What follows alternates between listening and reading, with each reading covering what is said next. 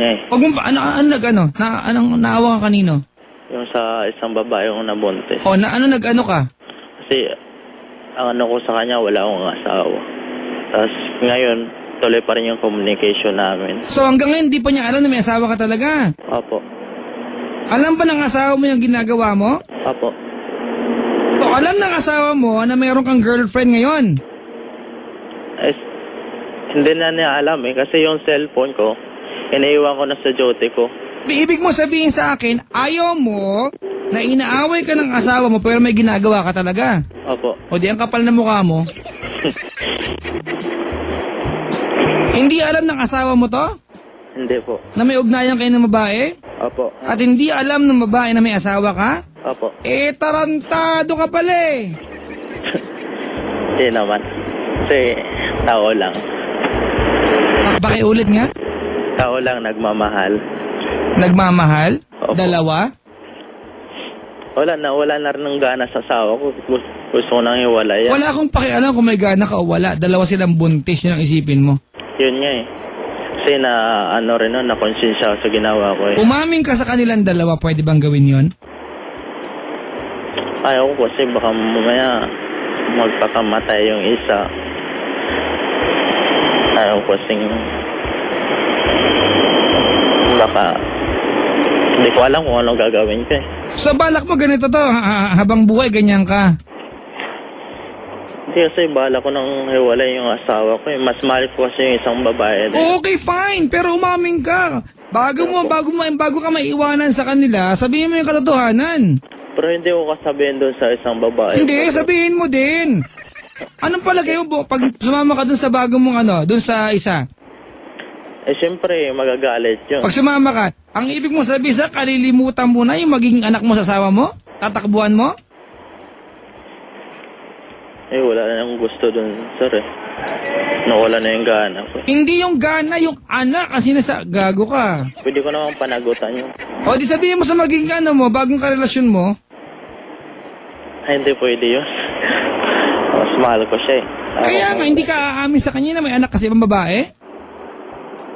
Pwede siguro pag nagsama na kami. Gano'n. Kasi mahal na mahal ko siya eh. Mas maalaga pa yung kaysa asawa ko ngayon. Teka lang ha? Opo. Bigla ako hina-high blood sa'yo ha?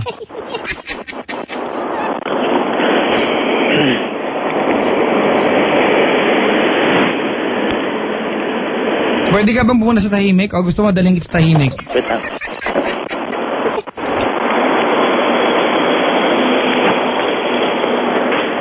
Yan na po.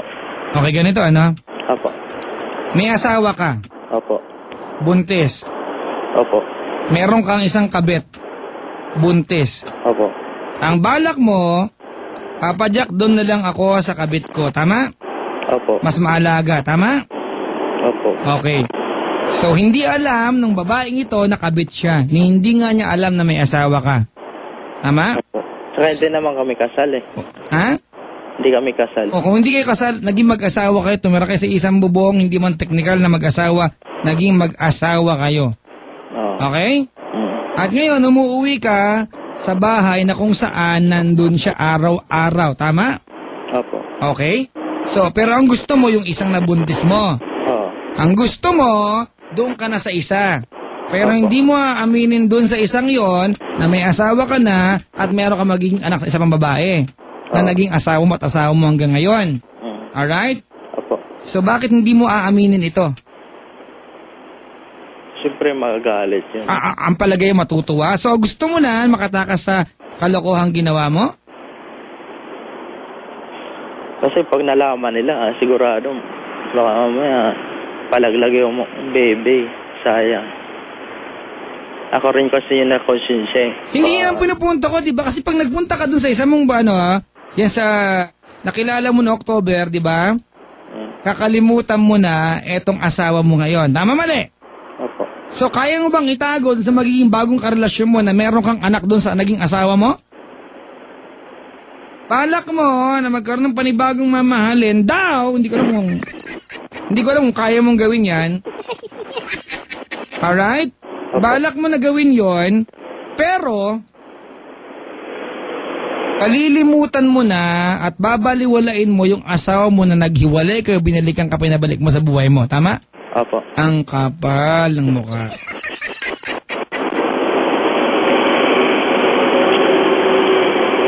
No choice ako eh.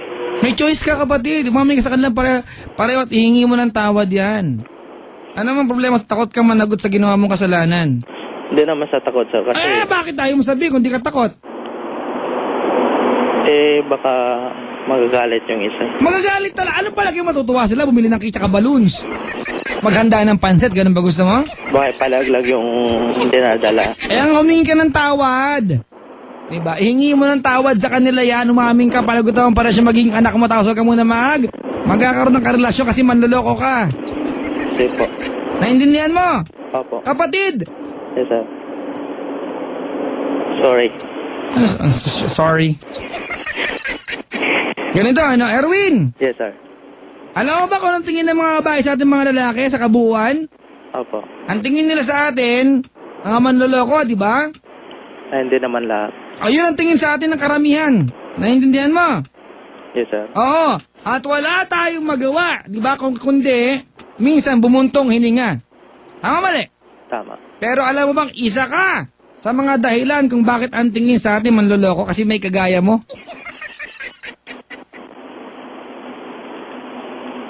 Tama mali?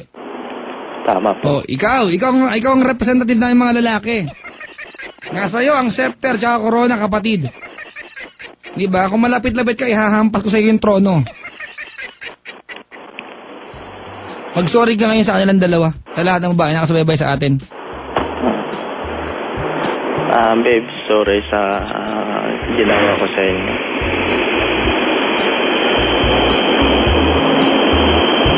Sana mapatawad niyo ako. Tao lang nagkakamali. Saka hindi ko na uulitin yun.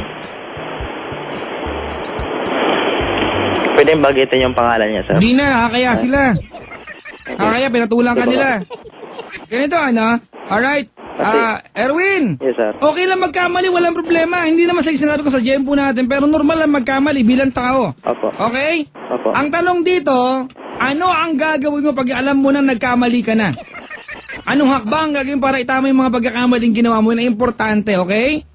Kung itama mo ito, maging honest ka kahit unang pagkakataon, maging honest ka sa kanila, aminin mo, humingi ka ng paumanhin, at gawin mo ang lahat ng kaya mong gawin para itama yan. Naintindihan mo? Opo, sir. Ang sakit mo sa bangs kausap. Di ba? Opo. Naku! Ay, kinakabahan ako. Baka nakikinig siya. Nagalit yun. Sana nakikinig silang dalawa. Sana. Hindi, yung asawa ko, walang radyo yun eh. Yung...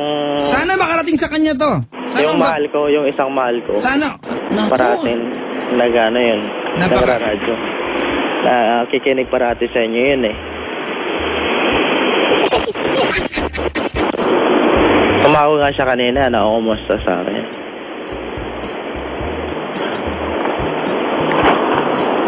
Pasensya na mga kaibigan ha.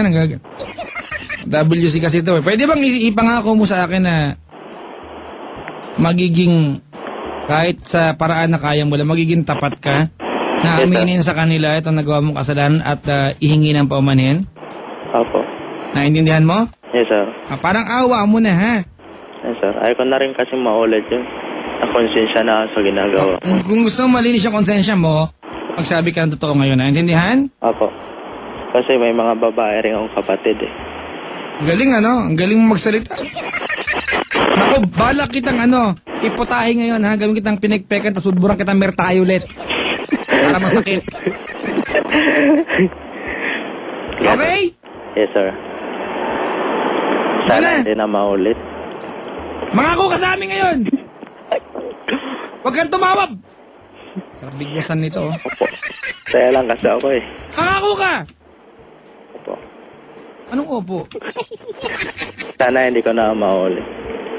Hindi ko na uulitin. Promise. Parang itama mo itong wala nang tayong magagawa, andyan na yan. Pero pwede pang gawa ng paraan para kahit paano, di ba?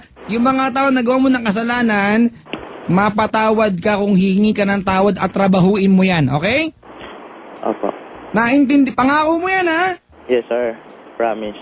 Tatawag ko ulit pag naayos na to. Manyak mo. Sige na. Okay? Mga kaibigan, yung ating walang caller.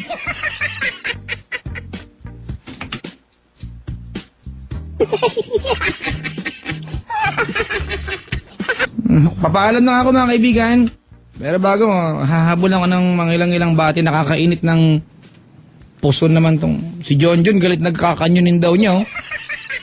Diba? At, mga kaibigan binabati ko yung mga taga-video si Miss Anna, good morning. Papasensya na daw nakapag-reply. At binabati ko rin yung mga ninjas na kasubaybay ngayon Nakaantabay si Raymond Camacho, John Linga, James Michael Reyes. Kamusta?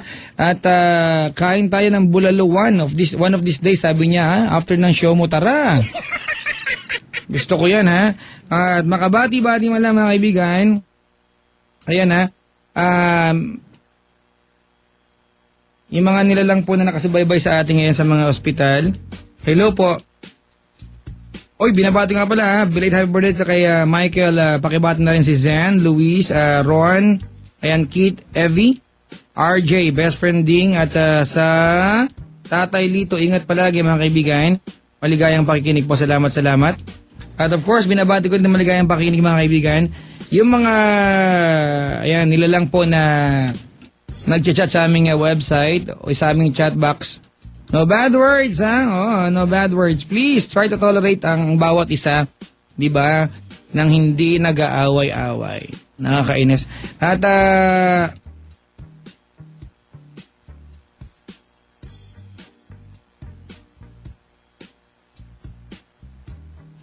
ayun nga pala, binabati ko din Happy birthday! Ayan, Tano Bernabe from Rachel Arlo.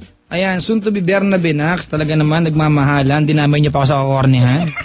Good morning! Ang dami namang galit, Parang sasabog naman yung text line natin. Ang daming galit. Papa Jack, coronation night ba ngayon? Okay to, My king at queen ang manloloko this night, Huwag mo nang pasumpain niya. Sumpa na lang yan, mga kaibigan. Mga kapatid, papaalam na ako. Jason, may announcement ka ba? Wala? Ayaw mag-I love you sa girlfriend mo? Mga kapatid, ayan papaalam na ako bukas, mamayang gabi, kita-kita po tayo mga kaibigan. Sa mga nilalang po na lagi nakasubaybay sa atin, good morning! Yung mga nagtyaga po sa atin makinig, salamat! Mga kaibigan, this has been me, the one and the only nice and naughty nag-isang DJ, na sexy, araw man o gabi, my name is Papa Jack. Hanggang labasan. Waving goodbye to all of you now, ang DJ na sobrang harap na bagakamalang Bayot. If you're looking for some joy, I can always be your boy toy. Please mga kaibigan, keep juggling every single day.